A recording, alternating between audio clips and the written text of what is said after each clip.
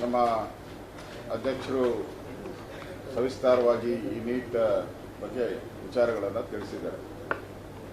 ಪ್ರಮುಖವಾಗಿ ಚುನಾಯಿತ ಪ್ರತಿನಿಧಿ ಅಂತ ಹೇಳಿದ್ರೆ ಜನ ಚುನಾಯಿತ ಮಾಡುವಂಥದ್ದು, ಅಧಿವೇಶನದಲ್ಲಿ ಭಾಗವಹಿಸಿ ಅಧಿವೇಶನದಲ್ಲಿ ಸರ್ಕಾರ ಮಾಡೋ ತಪ್ಪುಗಳನ್ನು ಎತ್ತಿ ಹಿಡಿಯೋ ಕೆಲಸ, ಜನಗಳಿಗೆ ತಿಳಿಸುವಂಥ ಕೆಲಸ ಪ್ರತಿಯೊಬ್ಬ ಚುನಾಯಿತ ಪ್ರತಿನಿಧಿಯ ಕರ್ತವ್ಯ. ಆದರೆ ನೀಟ್ ವಿಚಾರವಾಗಿ ಸಂಬಂಧಪಟ್ಟಂತೆ ಸಂಸತ್ನಲ್ಲಿ ಚರ್ಚೆ ಮಾಡದೆ ರಾಹುಲ್ ಗಾಂಧಿ ಪಲಾಯನ ಯಾಕೆ ಮಾಡಿದ್ರು? ವೈ? ಚರ್ಚೆ ಮಾಡಕ್ಕೆ ಅವಕಾಶ ಇದೆ, ಚರ್ಚೆ ಮಾಡಕ್ಕೆ ನಿಯಮಗಳಿದೆ. ಯಾವ ನಿಯಮದಡಿ ಚರ್ಚೆ ಮಾಡಬೇಕು ಅಂತ ನಿಯಮಗಳನ್ನ ನಮ್ಮ ಸಂವಿಧಾನದಲ್ಲಿ ರೂಪುಗೊಂಡಿದೆ. ಅದು ಬಿಟ್ಟಿಟ್ಟು ರಾಹುಲ್ ಗಾಂಧಿ ಪಲಾಯನ ಯಾಕೆ ಮಾಡ್ತಾ ಇದ್ದಾರೆ? ಮತ್ತೆ ಕೇಂದ್ರ ಸರ್ಕಾರ ಪದೇ ಪದೇ ಹೇಳಿದೆ, ನೀವು ಎಷ್ಟು ಗಂಟೆ ಬೇಕಾದರೂ ಚರ್ಚೆ ಮಾಡಿ, ಯಾರ್ಯಾರು ಬೇಕಾದರೂ ಚರ್ಚೆ ಮಾಡಿ, ನಾವು ಉತ್ತರ ಕೊಡಕ್ಕೆ ತಯಾರಿದ್ದೀರಿ ಅಂತ. ಇವ್ರಿಗೇನಾದರೂ ರಿಸಲ್ಟ್ ಬೇಕಾಗಿದ್ರೆ ಚರ್ಚೆ ಮಾಡಬೇಕು. ಆಮೇಲೆ ಏನಾದರೂ ಇವರಿಗೆ ರಿಸಲ್ಟ್ ಸಿಕ್ಕಿಲ್ಲ ಅಂದ್ರೆ ಆಮೇಲೆ ಧರಣಿ ಮಾಡೋದು, ಇದೆಲ್ಲ ಪ್ರಜಾಪ್ರಭುತ್ವದಲ್ಲಿ ಮಾಡೋದು. ಅದನ್ನು ಬಿಟ್ಬಿಟ್ಟು ಅಲ್ಲಿ ಕಾಕ್ರೋಚ್ ಪಾರ್ಟಿ ಅವರೂ ಸಂಧಾನಕ್ಕೆ ಬರಲ್ಲ, ಇವರು ಪಾರ್ಲಿಮೆಂಟ್ ಒಳಕ್ಕೆ ಹೋಗಲ್ಲ. ಅಂದ್ರೆ ಮ್ಯಾಚ್ ಫಿಕ್ಸಿಂಗ್. ಇವರು ಇಬ್ಬರು ಕಾಕ್ರೋಚ್ ಜೊತೆ ಮ್ಯಾಚ್ ಫಿಕ್ಸಿಂಗ್ ಮಾಡ್ಕೊಂಡಿರೋ ರಾಹುಲ್ ಗಾಂಧಿ. ಅಂದ್ರೆ ಇವ್ರ ಘೋಷಣೆಗಳು ಏನೇನು ಕೂಗ್ತಾ ಇದ್ದಾರೆ ನೀವು ನೋಡಿ. ಬಾಂಗ್ಲಾದೇಶದಲ್ಲಿ ಏನ್ ಸ್ಲೋಗನ್ಸ್ ಇತ್ತು, ಸೇಮ್ ಸ್ಲೋಗನ್ಸ್ ಇಲ್ಲಿ ಕೂಗ್ತಾ ಇದ್ದಾರೆ. ನೇಪಾಳದಲ್ಲಿ ಏನ್ ಸ್ಲೋಗನ್ ಇತ್ತು ಅದೇ ಕೂಗ್ತಾ ಇದ್ದಾರೆ. ಅಂದ್ರೆ ಏಜೆಂಟ್ ಎಲ್ಲಿದ್ದಾರೆ? ವಿದೇಶದಲ್ಲಿದ್ದಾರೆ. ಇದನ್ನ ಎಲ್ಲ ಮ್ಯಾನಿಪುಲೇಟ್ ಮಾಡ್ತಾ ಇರುವಂತ ಸೂತ್ರಧಾರ ಅವ ಮೇಲೆ ಅಲ್ಲಿದ್ದಾನೆ, ಬೇರೆ ದೇಶದಲ್ಲಿದ್ದಾನೆ.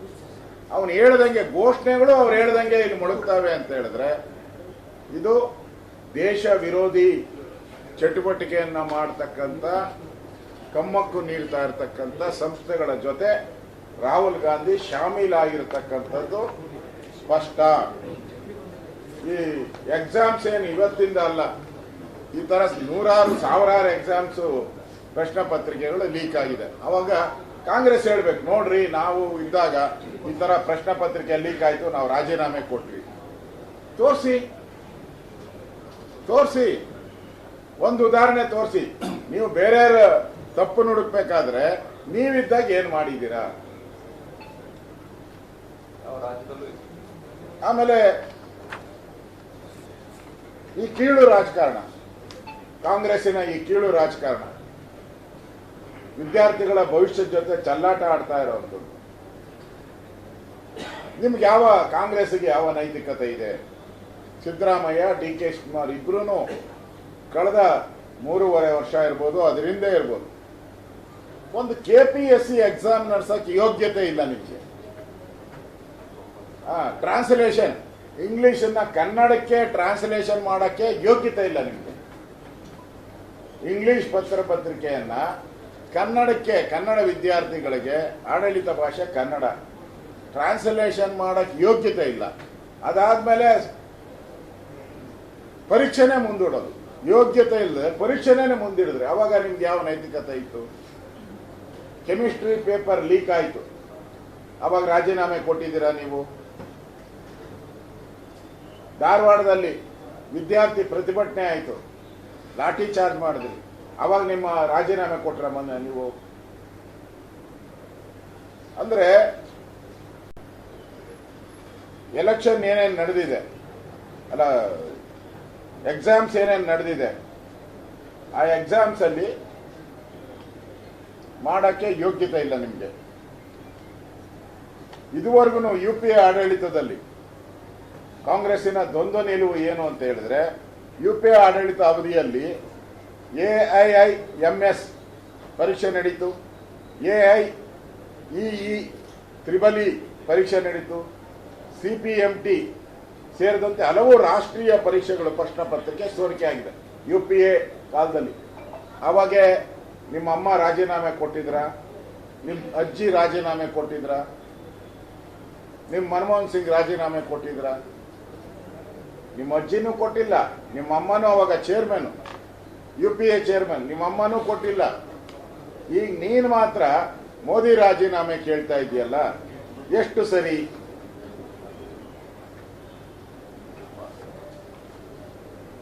ಪ್ರಧಾನಿ ನರೇಂದ್ರ ಮೋದಿ ಬಗ್ಗೆ ಮಾತಾಡೋ ಅಂತ ನೀವು ನಿಮ್ಮ ಆಡಳಿತ ಇದ್ದಾಗ ಯಾವ ಮಾನದಂಡವನ್ನ ಮಾಡಿದ್ದೀರಾ? ನೀವು ಜನಕ್ಕೆ ಉತ್ತರ ಕೊಡಿ. ನೀವು ಕರ್ನಾಟಕದಲ್ಲೂ ಕೂಡ ವಿದ್ಯಾರ್ಥಿಗಳ ಬಗ್ಗೆ ಬಹಳ ಮಾತಾಡ್ತಾರೆ, ವಿದ್ಯಾರ್ಥಿಗಳೇ ದೇಶದ ಭವಿಷ್ಯ ಅಂತೇಳಿ. ಈ ಕ್ರಿಕೆಟ್ ಅಮಾಯಕ 11 ಜನ ಬಲಿಯಾದ್ರಲ್ಲ ಯುವಕರು, ಎಲ್ಲೋಯ್ತು ತನಿಖೆ? ಮುಚ್ಚಾಕ್ಬಿಟ್ರಿ, ತನಿಖೆನ ಮುಚ್ಚಾಕ್ಬಿಟ್ರಿ. ಈಗ ಸತ್ತಿರೋರ ಬಗ್ಗೆ ಮಾತಾಡ್ತೀರಾ. ಯಾರು? ಈ ಎಕ್ಸಾಮ್ ಅಲ್ಲಿ, ನೀಟ್ ಎಕ್ಸಾಮ್ ಅಲ್ಲಿ ಯುವಕರು ಆತ್ಮಹತ್ಯೆ ಮಾಡ್ಕೊಂಡಿದ್ದಾರೆ ಅಂತ.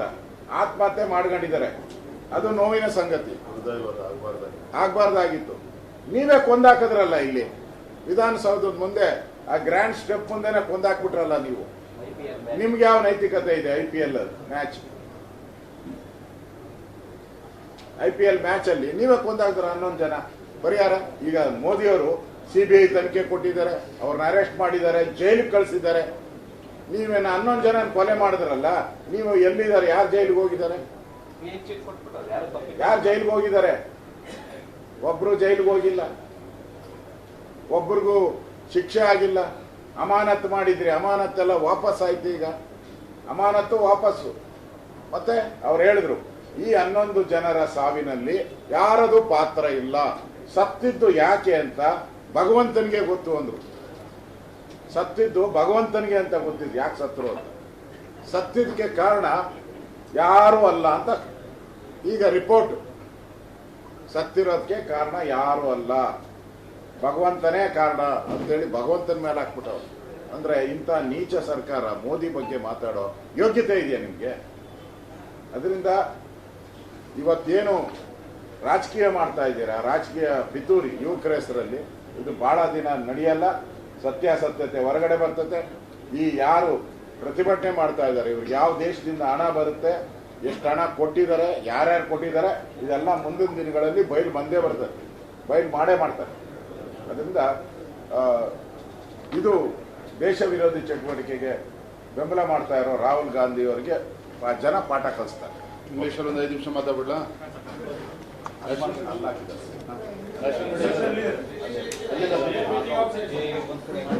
ಮತ್ತೊಂದು ಬಹಳ ಪ್ರಮುಖವಾಗಿರ್ತಕ್ಕಂಥ ವಿಚಾರ, ಪ್ರಧಾನಮಂತ್ರಿಗಳು ಈ ನೀಟ್ ವಿಚಾರದಲ್ಲಿ ಸಮಗ್ರವಾಗಿ ತನಿಖೆ ಆಗಬೇಕು, ಪಾರದರ್ಶಕವಾಗಿ ತನಿಖೆ ಆಗಬೇಕು, ಅತಿ ಶೀಘ್ರದಲ್ಲಿ ತನಿಖೆ ಆಗಬೇಕು ಅಂತೇಳಿ 5 ಫಾಸ್ಟ್ ಟ್ರ್ಯಾಕ್ ಕೋರ್ಟ್ಗಳನ್ನ ಈಗಾಗಲೇ ಆಗಬೇಕು ಅಂತೇಳಿ ನಿರ್ಧಾರ ಆಗಿದೆ, ಘೋಷಣೆ ಮಾಡಿದ್ದಾರೆ. ಅರ್ಥಾತ್ ತನಿಖೆ ದಿನನಿತ್ಯ ಆಗಬೇಕು, ಆದಷ್ಟು ಬೇಗ ತಪ್ಪಿತಸ್ಥರಿಗೆ ಶಿಕ್ಷೆ ಆಗಬೇಕು ಅನ್ನುವ ಉದ್ದೇಶ ಇಟ್ಕೊಂಡೇ ಪ್ರಧಾನಮಂತ್ರಿ ನರೇಂದ್ರ ಮೋದಿಜಿಯವರು ಈ ಫಾಸ್ಟ್ ಟ್ರ್ಯಾಕ್ ಕೋರ್ಟ್ಗಳ ಬಗ್ಗೆ ನಿರ್ಧಾರವನ್ನ ಘೋಷಣೆ ಮಾಡಿರುವಂಥದ್ದು. ಥ್ಯಾಂಕ್ ಯು, ಧನ್ಯವಾದ.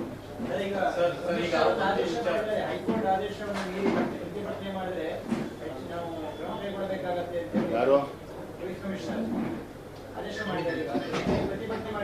ಪೊಲೀಸ್ ಕಮಿಷನರಿಗೆ ಹೇಳೋದಕ್ಕೆ ಇಚ್ಛೆ ಪಡ್ತೇನೆ, ನೀವು ಕಾಂಗ್ರೆಸ್ ಏಜೆಂಟ್ರಂತೆ ವರ್ತನೆ ಮಾಡೋದನ್ನ ಬಿಡಿ. ನಿನ್ನೆ ಆಗಿರ್ತಕ್ಕಂಥ ಘಟನೆಗೆ ಯಾರು ಗುಂಡಾಗಳು ಇದ್ದಾರೆ ಅವನು ಒದ್ದು ಒಳಗಾಕಿ, ಆಮೇಲೆ ನಮ್ಮ ಬಗ್ಗೆ, ನಮ್ಮ ಹತ್ರ ಕಾನೂನು ಬಗ್ಗೆ ಮಾತನಾಡಲಿ. ಯಾರು ಕಾನೂನನ್ನ ಇವತ್ತು ಉಲ್ಲಂಘನೆ ಮಾಡಿದ್ದಾರೆ, ಜನಪ್ರತಿನಿಧಿಗಳ ಮೇಲೆ ಹಲ್ಲೆ ಮಾಡಿದ್ದಾರೆ, ಅವ್ರನ್ನ ಹಿಡಿದು ಒಳಗಾಕಿ ಅಂತ ಹೇಳಿದ್ರೆ ನಮಗೆ ಉಪದೇಶ ಹೇಳ್ತಕ್ಕಂಥ ಅವಶ್ಯಕತೆ ಇಲ್ಲ. ನೀವು ಕಾಂಗ್ರೆಸ್ ರಾಜ್ಯದಲ್ಲಿ ಪೊಲೀಸ್ ಸ್ಟೇಷನ್ಗಳು ಕಾಂಗ್ರೆಸ್ ಕಚೇರಿ ಅಂತ ವರ್ತನೆ ಮಾಡ್ತಾ ಇದ್ದಾರೆ. ಅದನ್ನ ಫಸ್ಟ್ ಯಾರು ಗುಂಡಾಗಳಿದ್ದಾರೆ ಅವ್ರನ್ನ ಒಳಗಾಕ್ಲಿ, ಆಮೇಲೆ ನಾವು ಕಾನೂನು ನಾವು ಪಾಲನೆ ಮಾಡ್ತೇವೆ.